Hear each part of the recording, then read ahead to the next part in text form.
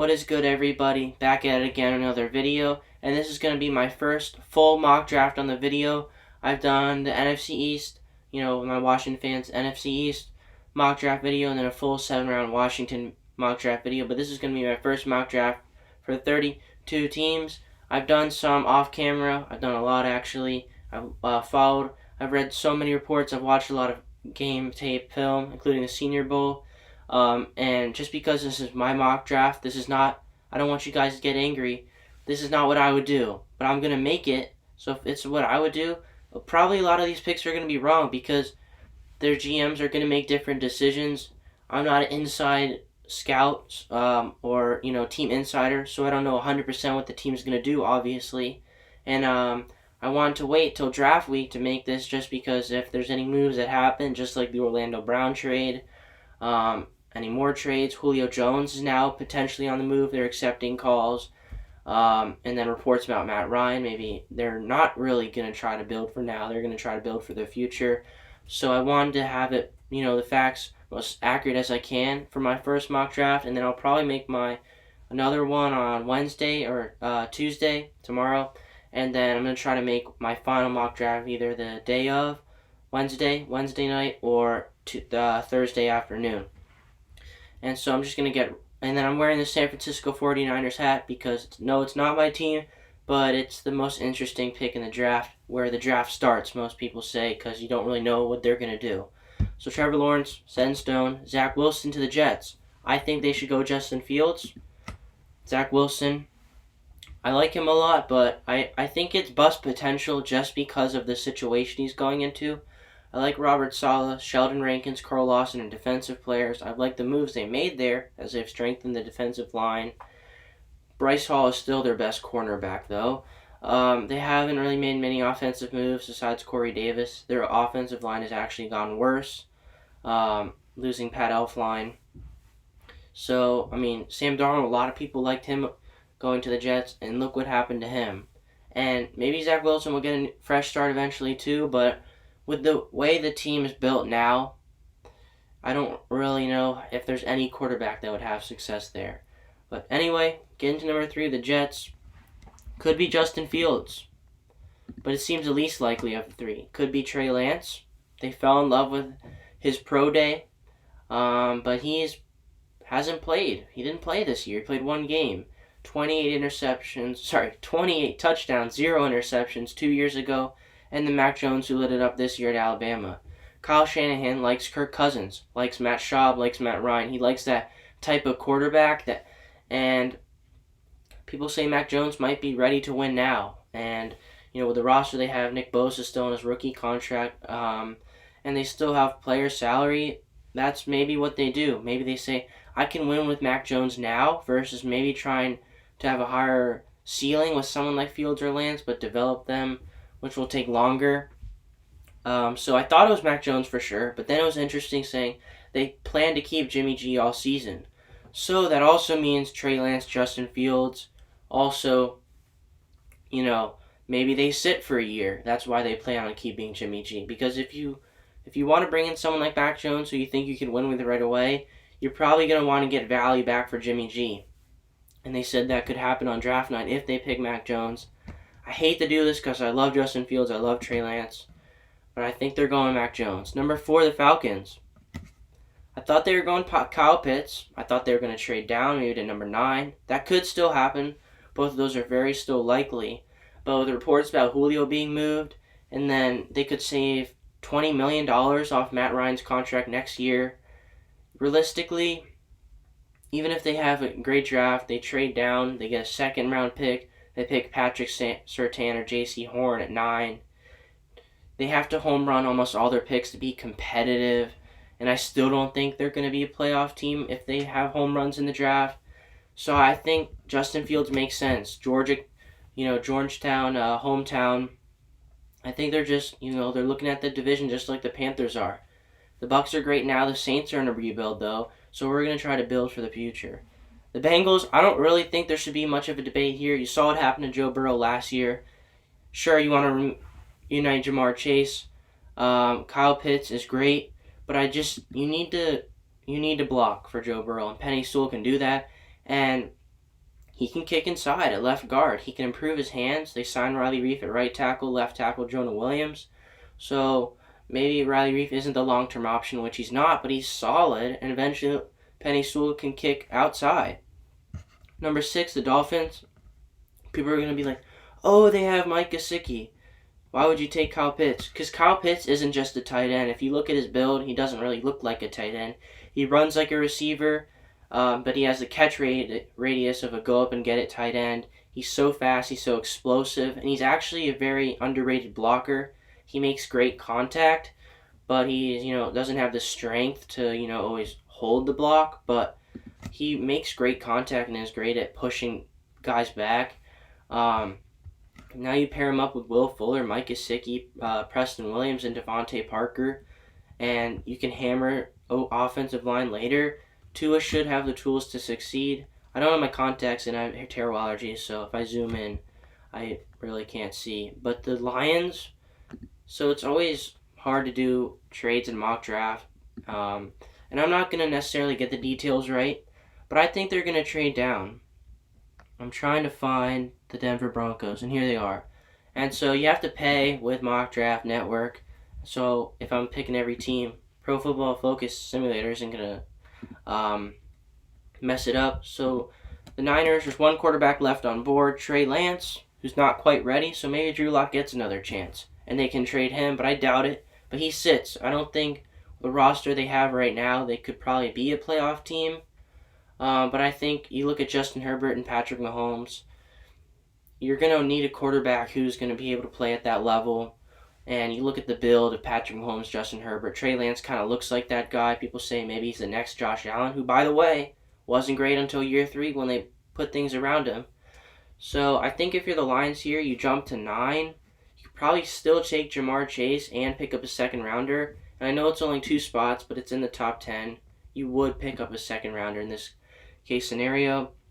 And the Broncos will go Trey Lance. They need a quarterback. I mean, Drew Lock is definitely not the answer. The Panthers, maybe they take Jamar Chase. I know they have DJ Moore and Robbie Anderson, but he's an upgrade over both of those guys, maybe right away. But I think they're going Rashawn Slater. They got Taylor Moton at tackle. They signed Pat Elflein, Cameron Irving. Matt Paradis is okay. John Miller may not return. Yeah, but I mean, can kick inside as well, so you got flexibility. Veterans can fight it out, and Rashawn Slater can play left tackle or left guard between Elflein and Irving. And then the Lions, they trade down 2 spots, pick up a second rounder, get Jamar Chase. The Cowboys, so they're definitely going corner here. You talked about, Jerry Jones talked about Kyle Pitts and Sugar Plum Heaven or something weird like that, but I don't think they have the capital to move up for Pitts. I just don't think it's smart. I think at the end of the day, you have to say, you can't outscore anyone if you're getting scored on every single play. And it's not like, that's a motto sometimes when you have a mediocre defense and a great offense. They have a good offense and a horrible, atrocious defense. So I'm going to go Patrick Surtain here. J.C. Horn is a higher upside player. So is Caleb Farley, but Caleb Farley with the back injuries. And the Cowboys, I think they're going to go Patrick Surtain. I think that's what I've heard from reports. You look at Jalen Maya, Peter Schrager, that's what I've heard from them as well. And then the Giants, they're down to trade down, and that's exactly what I'm going to do here. Who's still on board? Devontae Smith and Jalen Waddle. Who needs them? The Ravens. They have number 31 and 27 now. Oops. But I'm going to go the Arizona Cardinals. Apparently, Cliff Kingsbury still wants to get Kyler Murray more weapons, and outside of DeAndre Hopkins, is Christian Kirk the most reliable wide receiver too? Nope. And is AJ Green 100 years old and a question mark? Yes. So they pick up a second rounder, probably some change in there too. I'm not going to get the details right, but I think they trade down. There's no tackle worth or lineman worth taking at 11. The Cardinals come up. So Devontae Smith or Jalen Waddle is the question. I'm going Jalen Waddle. I think these guys are tied for me rankings-wise. I like them both as players. I love them both as players. But I think you got D-Hop. Devontae Smith is a great route runner, great off-release, chain mover. More similar to D-Hop. D-Hop's just more of a, has also the go up and get it type ability, but you get the electric speed of Jalen Waddle. I just think it kind of fits that. It's a scheme fits that offense. And the Eagles, they're down at 12, and they probably, they traded down originally. They probably get the same player they would have taken. I think it was, number 6. Yeah, maybe they would have taken Jamar Chase, but they take Devontae Smith, pair him up again with Jalen Hurts, and the Chargers. Vikings fans are going to be mad about this one, but they take Christian Darrisaw, left tackle to Virginia Tech. Top 3 tackle in the draft, no doubt. The Minnesota Vikings, they like to trade down a lot too, just like the Patriots. Say a quarterback of the top 5 falls down the board. I think this is a really important pick just because teams might want to jump the Patriots. But there's no one worth taking on board. J.C. Horn, you could see Mike Zimmer do that after Jeff Gladney. But I'm going to go Elijah Vera Tucker. Ezra Cleveland kick to left tackle. Left guard comes AVT. Still need right guard, but they can address that with their other 2 third-round picks. The Patriots, Stephon Gilmore is not in their long-term plans, and we could see him get traded. Insider Boston reports a while ago now were saying that. But why not get stronger at your position with J.C. Horn? I know they got J.C. Jackson, but he's going to want money. Jonathan Jones is at 27. The Giants, they're down here now. They took Andrew Thomas in the first last year, but he was not that good. And Pro Football Focus, they have their different rankings. Like Walker Little, I think there's almost no shot he goes in the first round, and I think there's no one except Pro Football Focus who puts Walker Little above Tevin Jenkins, Andrew Thomas, Matthew Pert. You can bottle those 2 out of those 3 will win the tackle spots. They need to protect Daniel Jones. They went and got him some weapons free agency. Now you need to protect him and give him a fair chance. The Raiders, so Jeremiah Owusu-Koramoah, I really like him. I think he's such a great fit and would be pick for Washington. You could see the Raiders going him here, and I'm not pre-mocking. I just think Henry Ruggs last year, they did that. Damon Arnett kind of too. Henry Ruggs, I guess, wasn't as much as a reach as nearly Damon Arnett, who was supposed to go in the 3rd, but Michael Parsons, there's the character issues, the hazing. Now the reports maybe he doesn't like football as much, but he's such a great talent. It just seems like a Raiders type pick to me. Maybe he is a bust, another one on the John Gruden resume, but I just think he fits that Raiders criteria. Then the Dolphins, so they got Bernard McKinley. They lost Davin Godchicks, so they could use maybe 1 or 2 players on the actual defensive line. And I'm going to go Jalen Phillips here. He stays relatively local, extremely local, coming from Miami. The concussion injury concerns are there. But if not, he's a top 10 player, no doubt, in this draft, and easily the best edge talent in the draft. Washington football team made the 7th-round mock, and here he is again, Jeremiah Owusu-Koramoah, pound for pound, one of the hardest-hitting players in the draft. Super fast. Kind of what they call a big nickel, safety / corner / linebacker. Chicago Bears, I'm going to go Greg Newsome here, the 3rd corner off the board out of Northwestern, as he stays relatively local. One of the fastest corners in the draft. He ran a 4.38, I think it was. Top 30 player in athleticism and production by Next Gen Stats. And then the Colts here, this is a tough one because they're not in a position where they're going to take any of the top receivers or the tackles. So do you reach for a defensive lineman? Do you reach for an offensive tackle? Oh, jeez, I thought that said O tackle. It said DI. Alright, so you look at the tackles still on board. Walker Little, there's no shot. Dylan Radones out of North Dakota State. Samuel Cosme. I think those are the only 2, and Liam Eichenberg. But I think those are a good chance. At least one of those guys is there in the 2nd. But who's not going to be there in the 2nd is Kwity Paye at Michigan. They lost Justin Houston, who's still playing at a high level. Maybe he resigns, but then they get Kwity Paye. They build the defense, and they can focus on tackle in the 2nd round as Anthony Costanzo retired. The Tennessee Titans, they signed Janoris Jenkins, Christian Fulton, their 2nd-round pick from LSU last year. Still need help at corner as they cut Malcolm Butler, Kenny Vaccaro, their safety, Desmond King as well. And there's another guy they cut as well. I'm blanking on his name. But I'm going to go Caleb Farley. Virginia Tech, highest upside corner in the class. Production-wise, best corner in the class. Before that injury, he was definitely going number one as the corners. But because of that injury, he's going to fall. Again, I would take him higher, so don't get mad at me, Virginia Tech fans. But this is where I think he's going to fall. Or to number 23, the Jets.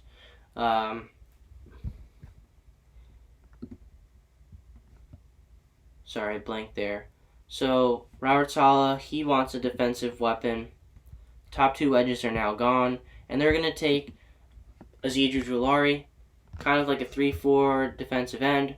But he can play on the edge with Carl Lawson, then Quinnen Williams, and Sheldon Rankins can kick inside. I think Robert Saleh is really happy with that D-line, with the way they look now compared to last year. The Steelers, they need center. Pouncey retired. They need tackle. Villanueva's going to sign with the Ravens. And then Ramon Foster, they replaced him with Kevin Dotson. DeCastro's still there. And then Marcus Gilbert just retired, but he was on the Cardinals. So they need help at 3 positions on the offensive line. I don't think there's a tackle worth taking here, just like I said with the Colts. But I think there is a center, Landon Dickerson. He has flexibility at other positions on the offensive line. If there weren't the health concerns as well, and injury concerns, he'd be going a lot higher. The Jacksonville Jaguars, a lot of people have them going Trayvon Merrick, but with the Cincinnati Bengals releasing Larry Ogunjobi and Sheldon Richardson, I think there's no doubt if Christian Barmore's there, they're going to take him. So I think the Jaguars, they have Devon Hamilton, the nose tackle, who was very good last year. They take Christian Barmore, and they can probably take Trayvon Merrick in the first round pick in the second round. The Broncos, so now no more Christian Barmore. Could go Davion Nixon, a very athletic interior defensive lineman with a pass rush. But I think they strengthened the linebacker position. They signed Anthony Walker from the Colts, but that was about it. Could go Zayden Collins, could go Jamin Davis. I think they're going to go Jamin Davis. I think there's a good chance Davion Nixon, maybe Levi Unzariki, I think they could fall to them into the second round. So they take someone, maybe it's a bit of a reach, but they probably won't. Jamin Davis, I don't think will be there when they pick again in the second round. The Ravens, so now they have, well, I guess they don't have a tackle hole if they're going to sign Villanueva. And I think they're going to go wide receiver here with Rashad Bateman. You can't trust that the Packers Saints won't take him. So you go Rashad Bateman here. You pick again in 4 picks. The Green Bay Packers. Peter Schrager, NFL insider, doesn't watch tape, he said, but he knows what teams are going to do, kind of. The Packers really like Elijah Moore. Makes sense. Is he either upgraded Marquez Valdez-Scantling, or do they go Terrace Marshall, or do they go defense? As we look on the corners on the board, Asante Samuel and Eric Stokes are probably the only corners worth taking. Oh, and Ifeatu Melifonwu, of course. I think they can circle back, though, in corner. They could, wide receivers deep, but I think there's a big drop-off now after Elijah Moore and Terrace Marshall. I think they go Elijah Moore. He's so athletic, great ball skills, great vertical broad jump. He's so great with the ball in his hands. I think opposite Devontae Adams, you could have a really good pairing there and get Aaron Rodgers back to being happy. Oh, did I just... Shoot. Well, we'll call Elijah Moore, pretend he went to the Packers, okay?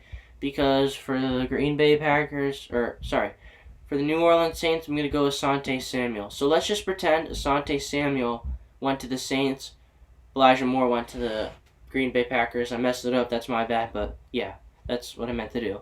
And the Buffalo Bills, they're going to go corner as well. Ifeatu Melifonwu staying in that blue and orange, sort of, coming from Syracuse. Very underrated along with the Syracuse draft, Andre Sisco, Michael Jones next year.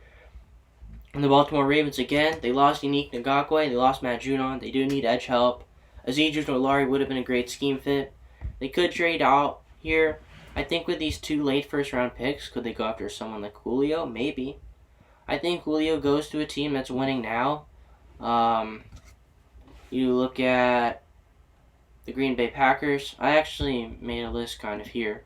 Green Bay Packers, potentially, but they have financial troubles. The Colts, maybe. The Dolphins. maybe a first next year. The Patriots, the Titans maybe, and then the Cardinals. Could you imagine D-Hop and Julio Jones? But I think they're going to try to go edge here. Actually, you know what? No.